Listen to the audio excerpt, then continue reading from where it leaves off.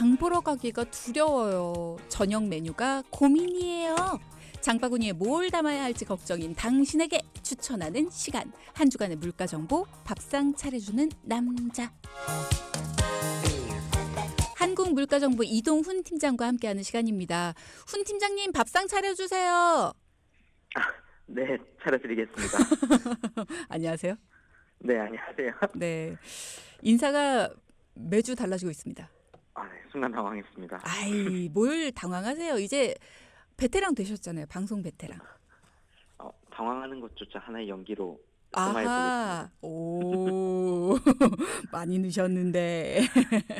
아니, 근데 지난주엔 날씨가 좀 포근하더니 왜 이렇게 추워요, 오늘?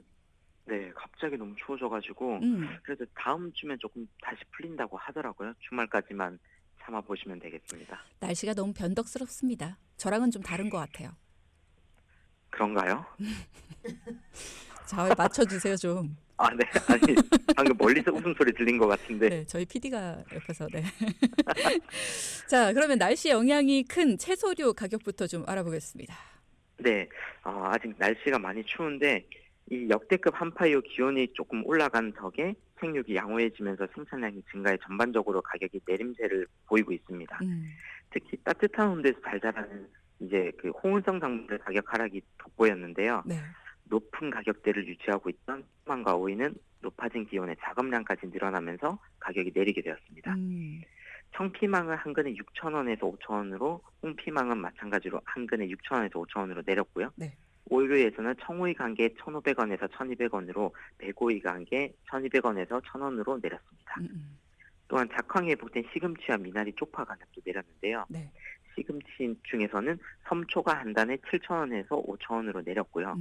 미나리가 1kg 13,000원에서 12,000원, 쪽파가 1kg에 16,000원에서 13,000원으로 내렸습니다. 그렇군요. 지난주에 날씨가 조금 포근해진 덕에 채소류 가격이 내려갔구나 싶어서 좀 다행이다 싶긴 한데 다음 주 되면 또 오르겠네요. 그럼 이번 주에 추워서. 네, 저도 그게 지금 걱정되고 있는데 지금 수요가 그렇게 막 많이 있는 시기가 아니어서 아마 변동 없이 유지하지 않을까라고 희망적인 생각을 하고 있습니다. 네, 다음 주에 지켜보겠습니다. 네. 가격이 내려간 품목이 더 있나요? 네, 수산물류에서 가격이 내려간 품목이 좀 있었는데요.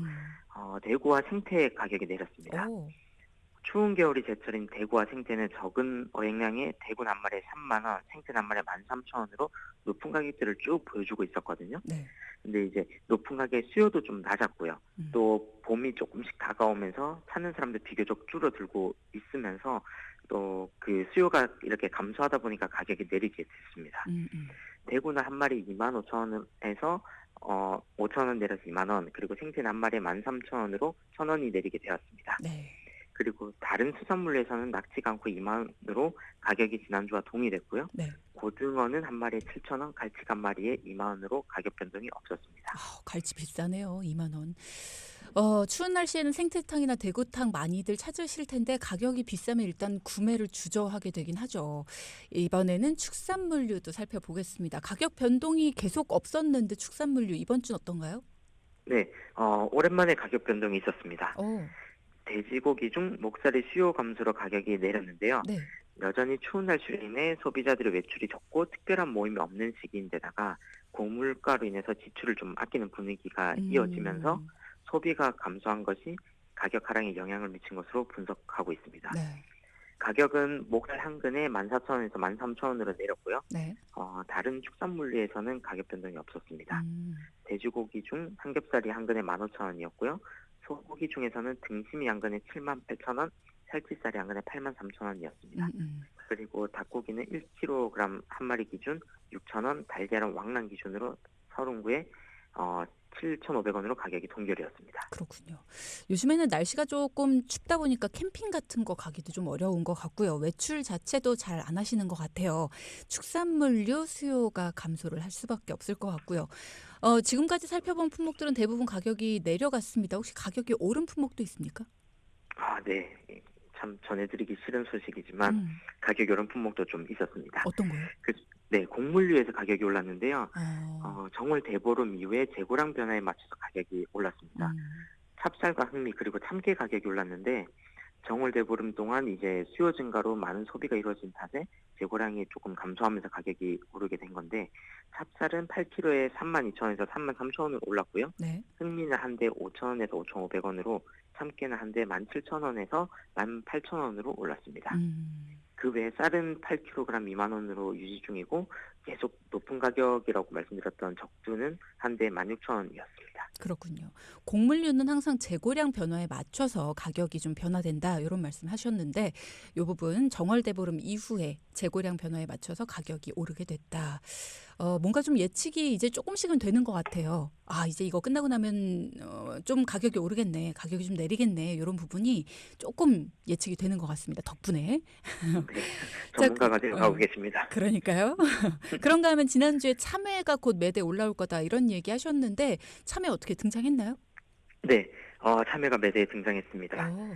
지난주에 잠깐 말씀드렸듯이 참외 주 출하 기간은 3월부터 8월이거든요. 음. 근데 하우스 재배 기술의 발전으로 한 달 정도 앞당겨진 지금 시기에도 만나볼 수 있게 된 겁니다. 가격은 한 개 4,000원이었는데 참외가 작년에 한 개 5,000원으로 출하가 시작되었어요. 아. 네, 이러다 보니까 이제 평년과 비슷한 수준에서 조금 낮은 가격으로 형성돼서 나오고 있다 생각하시면 될 것 같습니다. 지금은 뭐 과일 수요가 크지 않은 시기여서 다른 과일류는 가격 변동이 없었거든요. 토마토가 5kg에 17,000원, 딸기가 한 팩에 8,000원으로 가격이 동결이었고요. 사과는 한 개 6,000원, 배는 한 개 9,000원, 그리고 귤은 상등급 좋은 품질 기준으로 10개 5,000원 정도로 가격 변동이 없었습니다. 지금 참외는 어떤 맛일지 한번 구매해서 먹어봐야겠다는 생각이 들어요. 자, 그럼 이번에는 건어물류 가격도 살펴보겠습니다. 네, 건어물류에서는 가격 변동이 없었고요. 네. 최근 멸치가 바다 환경에 따라 어획량이 조금 적은 편이지만 수요가 많지 않은 탓에 이제 가격이 유지가 되고 있습니다. 멸치류에서는 새멸치가 1.5kg에 35,000원, 중멸치가 1.5kg에 3만 원이었고요. 죽방멸치가 1.5kg에 4만 원, 다시멸치가 1.5kg에 3만 원이었고, 일반 멸치도 1.5kg에 3만 원으로 동결이었습니다. 그리고 재래김은 한 속에 15,000원이었고요. 네. 파래김은 한 속에 12,000원이었습니다. 그렇군요. 지난주 정월대보름 때문에 곡물류 가격은 좀 올랐어요. 견과류도 많이들 찾으셨는데 견과류 가격은 변동이 좀 있었나요? 네, 다행히 견과류에서는 가격 변동이 없었습니다. 까는 행이 1kg에 14,000원, 밤이 한 대 8,000원, 자시 한 대 6만 원 그대로였고요. 네. 땅콩은 볶은 땅콩이 한 대 16,000원, 생땅콩이 한 대 14,000원으로 마찬가지로 동결이었습니다. 그렇군요. 자, 가격들 쭉 알아봤는데요. 제가 밥차남 모시기 전에 가격 혹시 궁금한 거, 물가 정보 궁금한 거 있으시면 여러분 물어봐 주세요라고 했더니 문자창으로 1680님께서 전기차 가격도 가능한가요? 아, 전기차 가격. 저희 물가 정보에 기계 파트가 있습니다. 아, 그래요? 네, 그래서 홈페이지나 이제 그쪽으로 요청을 주시면은 네. 저희 기계 파트, 저는 생활물가 담당이고요. 아. 기계 파트 담당자가 그걸 참고해서 없다면은 품목을 조사를 할 것 같습니다. 아, 그렇군요. 전기차도 있군요. 기계 파트가 또 있어서. 가능하답니다. 네. 저희가 다음 주에는 좀 넣어주십시오. 물어봐서 한번 전기차를. 확인해 보겠습니다. 제가 네. 중고차 시세나 이런 건 있는 걸 알고 있는데 전기차가 있는지는 한번 확인해 보겠습니다. 네, 한번 물어봐 주시고요. 없으면 뭐 어쩔 수 없지만 있으면 한번 알아봐 주시면 감사하겠습니다. 네. 자, 저희가 일단은 생활물가 정보 소식을 알려드리고 있으니까요. 혹시 궁금한, 내가 이거 장 보러 나가야 되는데 이거 혹시 지금 비싼가 싶은 거, 궁금한 거 있으시면 그거 물어보시면 그건 즉각적으로 답변 주실 수 있습니다. 자, 그러면 이번에는 밥차남 이제 모셔볼 차례입니다. 이동훈 팀장이 매주 제철 식재료를 추천해주고 계시는데요. 오늘 추천해주실 식재료는 어떤 건가요? 네, 이제 곧 겨울방을 마치고 새학기를 시작을 준비하는 시기인데요. 네. 새학기 시작 전에 이제 체력 증진과 피로 회복에도 좋고 또 쉽게 구할 수 있는 식재료인 돼지고기 목살을 추천하려고 합니다. 오, 가격이 또 저렴해졌잖아요. 그렇죠. 방금 말씀드렸듯이 가격이 마침 좀 떨어지기도 했고요. 음. 또 요즘처럼 추운 날씨가 이어지면서 자연스레 신체 활동도 줄어들고 체온 유지에 많은 에너지도 소모되셨을 텐데 특히 최근 또 독감 이런 바이러스가 기승을 부리면서 맞아. 면역력이 떨어진 분들도 많으실 거예요. 네. 이럴 때 섭취하면 원기 회복과 체력 강화에 도움이 되는 목살로 만드는 단백질 요리들을 추천해 드리려고 합니다. 2월인데도 눈이 참 많이 내려요. 요즘 너무 춥습니다. 그러다 보니까 단백질 섭취가 참 필수인데 특히나 연세가 좀 있으신 분들은 단백질 꼭 드셔야 되거든요. 목살의 효능 어떤 게 있나요? 네, 목살은 삼겹살보다 기름기가 적고 지방과 살코기가 적당한 비율로 섞여 있기 때문에요. 소금구이나 보쌈, 주물럭, 카레 등 많은 요리에 활용되고 있는데 음, 그만큼 맛도 좋고 영양도 풍부합니다. 음. 특히 비타민 B군과 아연 등이 풍부해 체력 증진과 함께 면역력 증진에도 도움이 되고요. 리놀렌산이라는 성분이 있어서 항체나 호르몬 등을 만들어내 염증을 막아줘 아, 면역력을 높이는 효과가 있다고 합니다. 그렇구나. 염증을 막아주는 효과도 있다라는 거. 이건 또 처음 알았네요. 자, 그럼 목살로 할 수 있는 요리. 목살은 그냥 구워 먹는 거 아닙니까? 아, 저도 구워 먹는 걸 좋아하긴 하는데 네. 나머지 조금 더 맛있게 드실 수 있는 방법을 오, 준비했으니까 뭐 집에서 만들어 먹기도 좋고 음, 바깥에 놀러 가서도 쉽고 간단하게 만들 수 있는 요리인 목살 양념구이입니다. 네. 재료는요? 재료는 네, 목살 대파 준비해 주시고요. 네. 양념으로 사용할 설탕과 간장, 물엿, 간마늘, 소스, 후춧가루를 준비해 주시면 됩니다. 네. 먼저 양념장을 만들고 대파는 흰 부분만 준비해 잘게 썰어주세요. 오, 그리고 자기만의 스타일에 따라 만든 양념장이 맛의 키포인트가 될 수 있으니 뭐 고추 양념이 좋다 그러면 고추장을 좀 추가해 주시고 음. 이렇게 입맛에 맞는 양념 재료들을 사용해 주시는 것이 좋을 것 같습니다. 네. 이후에 이제 충분히 예열한 후라이팬에 목살을 구워 주시는데요. 음. 이때 불이 너무 약하면 고기에서 육즙이 다 빠져나오고 맞아. 비린내가 날 수 있기 때문에 음. 꼭 센 불에 양면을 다 잽싸게 구워 주시는 게 좋고요. 그럼 안쪽이 또 안 익을 수도 있잖아요. 이제 그 뒷부분에 이제 양념을 입히면서 양념 맛이 배기면서 다 아하. 맛이 배겨들 겁니다. 아하. 그러니까 지금은 그래서 일단 육즙을 잡아놓는 역할이군요. 그렇죠. 육즙 가득이죠. 음. 그래서 목살이 양면이 노릇해지면 양념장을 골고루 끼얹어 주시고 약간 물도 함께 넣어 주세요. 물은 왜 넣어요? 네, 양념장이 타는 것을 방지하기 위해서인데요. 아. 양념장을 바로 넣을 경우에 후라이팬의 온도가 높아 탈 수도 있으니까 음. 양념장을 만들 때 약간의 물을 넣어 주시는 게 좋습니다. 음. 또 타는 걸 방지하기 위해서 물을 넣어 주시는 방법도 있지만 불을 조절하는 것도 방법이 될 수 그렇죠. 있는데요. 네. 네, 양념장을 넣을 때는 약한 불에서 좀 조리해 주시고 그 외에는 중약불이나 센 불에서 잠깐 동안 이렇게 졸여 주시면서 맛이 배기게끔 해주시면 좋을 듯합니다. 음. 그렇게 30초 정도 바글바글 끓여주다가 불을 완전히 줄이고 먹기 좋은 크기로 잘라준 다음 다시 센 불에서 양념을 졸여주면서 완성을 시켜주면 좋을 듯합니다. 그거 쓰시면 되는데. 홈쇼핑에서 양념장 해도 타지 않는 후라이팬 많이 나오거든요. 코팅이요? 코팅돼 있는 그런 후라이팬. 네. 그렇죠. 넘어가겠습니다. 간단하고 좋기는 한데 음. 물 넣으면 된다. 혹은 불을 조절해라라는 팁을 주셨고요. 사실 목살을 그냥 구워서 많이 드시는데 이렇게 양념을 해서 구워 먹으면 밥 반찬으로 먹기 괜찮을 것 같아요. 그죠? 그렇죠. 밥 없이 먹으면 좀 짜지 않을까요? 쌈을 채소로 이제 쌈 싸먹는 방법도 있으니까 그렇죠. 건강을 위해서. 네. 그것도 괜찮겠네요. 자, 그럼 혹시 요리법 또 준비하신 거 있을까요? 네, 조금 생소하실 수도 있고, 음. 예전에 뭐 서가땡국이라는 거기서 많이 유행했을 때 음. 드신 분들은 이제 조금 아실 수도 있는데, 아, 목살 필라프 준비해봤습니다. 아하. 요거를 할 수가 있어요, 집에서?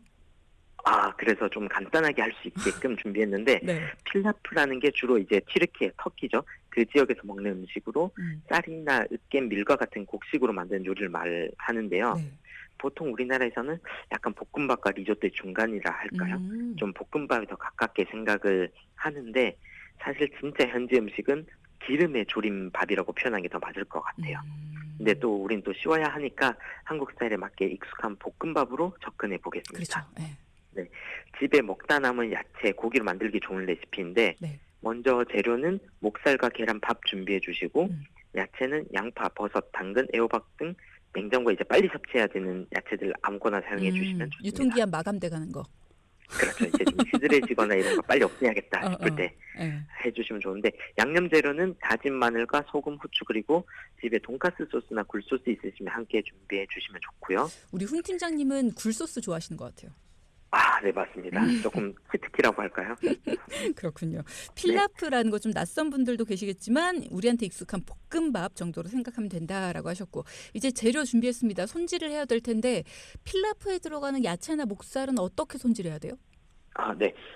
이제 각종 야채들과 목살을 한 입 크기로 카레 드실 때 먹는 그런 한 입 아, 크기로 잘라주시면 되는데, 음, 여기서 약간 팁은 목살을 저는 깍둑썰기로 하는 게 좋더라고요. 음, 앞서 말씀드렸듯이 그 육즙을 가둬야 되는데, 음, 깍둑썰기로 해서 볶아주실 때 이제 딱 육즙을 가두기가 좋아서 음. 그렇게 썰어주시면 좋을 것 같고, 네, 이제 마지막으로 그 볶음밥 위에 원래 계란 후라이를 먼저 만들어 둡니다. 음, 그리고 기름 두른 팬에 다진 마늘 향을 내준 다음 목살을 볶아서 익혀 주시고요. 음.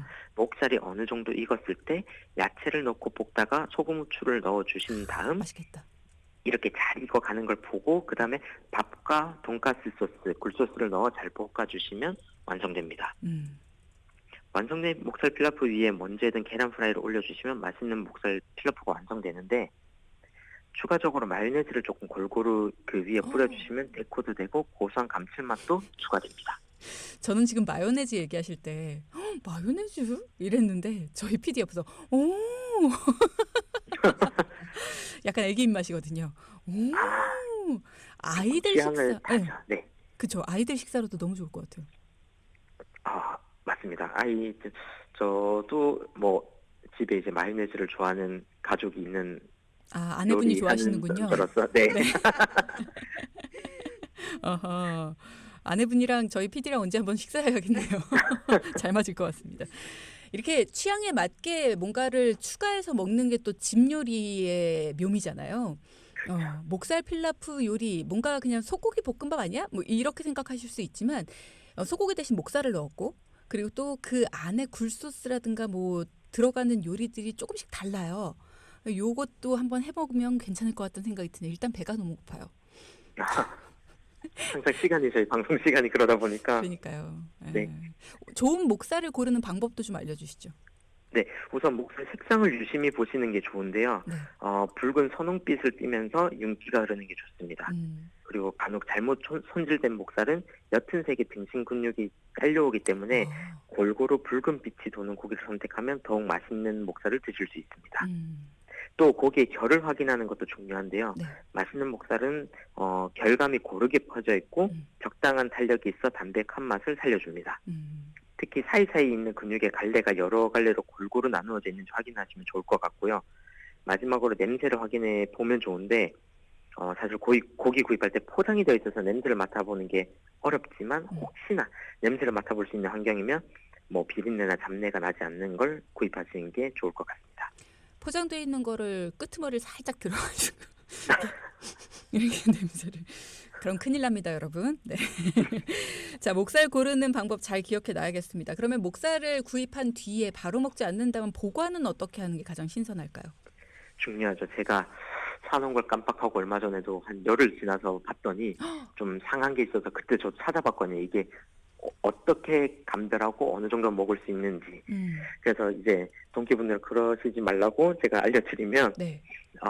목살 같은 돼지고기를 안전하게 섭취하려면 신선도를 잘 유지하는 게 매우 중요한데, 신선 돼지 목살을 구매한 후에 이제 투명 비닐이나 밀폐 용기에 넣어 즉시 냉장 보관하는 것이 가장 좋고요. 그렇죠. 약 3일에서 5일 이내에 소비하는 것이 이상적입니다. 음. 만약 더 오래 보관해야 된다 할 때는 밀폐 용기나 지퍼백에 넣어 공기를 완전히 제거한 후에 냉동 보관해 주시면 되는데, 냉동 보관한 돼지고기는 3, 4개월 정도를 보관은 할 수 있다고 하지만 그 기간이 길어질수록 이제 고기의 질감이나 맛이 변할 수 있으니까 한 달 이내에 소비해 주시는 게 제일 좋습니다. 그렇군요. 한 달 이내에는 소비를 해주시는 게 좋다. 그리고 진공 포장을 해서 냉동 보관을 해두시면 일단은 3, 4개월 정도는 보관할 수 있다라고 하지만 그래도 빠르게 소비하는 게 맛은 제일 좋다. 고기는 신선도가 중요하잖아요. 그러니까 그런 부분들 잘 알아두시면 좋을 것 같고요. 오늘 저희가 시작하면서 돈키호테 시작하면서 짜장면 관련된 얘기를 했거든요. 그래서 네. 오늘 점심 메뉴로 짜장면 먹어야겠습니다라고 하신 분들이 많았는데 이동훈 팀장님 때문에 오늘 점심 메뉴를 고기로 바꿔야겠습니다 하신 분들이 늘어났어요. 다행입니다. 저는 점심 지금 짬뽕 먹으러 가기로 했는데. 책임지십시오. 메뉴가 비싸졌어요. 안 되겠는데요. 언제 한번 모셔야겠는데. 알겠습니다. 오늘도 레시피와 보관법까지 잘 알아봤습니다. 한국물가정보 이동훈 팀장과 함께했습니다. 고맙습니다. 네, 점심 식사 맛있게 하세요. 네, 맛있게 드십시오.